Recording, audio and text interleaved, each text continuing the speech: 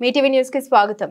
నిజాంపేట మండల కేంద్రంలోని వంజరి సంఘంలో ఆదివారం రాష్ట్ర వంజరి సంఘం ఉపాధ్యక్షులు వై వెంకటేశం వంజరి కులస్తుల ఆధ్వర్యంలో వంజరి సంఘం క్యాలెండర్ ఆవిష్కరించారు. ఈ సందర్భంగా వారు మాట్లాడుతూ వంజరి కుల బాంధవులకు నూతన సంవత్సర శుభాకాంక్షలు తెలిపారు.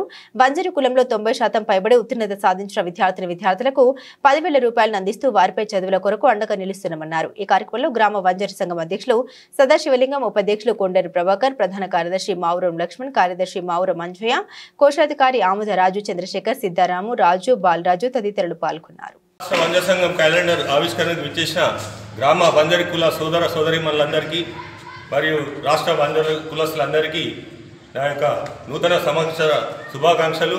అదేవిధంగా ఏంటంటే నూతన కార్యవర్గం మాది ఏర్పడి కాళేరు నరేందర్ గారి ఆధ్వర్యంలో అధ్యక్షతన అదేవిధంగా కాందారి వెంకటేశం జనరల్ సెక్రటరీ మరియు కోశాధికారి గారి సమక్షంలో మంచి మంచి కార్యక్రమాలు రాష్ట్ర సంఘం నుంచి చేయడం జరుగుతుంది.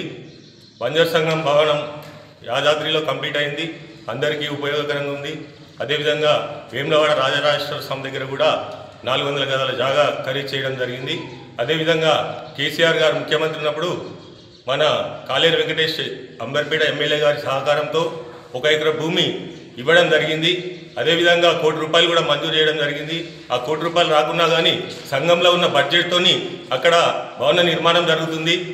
మరియు అదే కాకుండా అనేక సంక్షేమ పథకాలు కుల సోదరులకు విద్యార్థినులు ఎవరైతే ఉన్నారో అబౌట్ 90% 90% దాటి మార్కులు వచ్చిన విద్యార్థులకు ఒక్కొక్కరికి 10,000 రూపాయలు ఇవ్వడం జరుగుతుంది.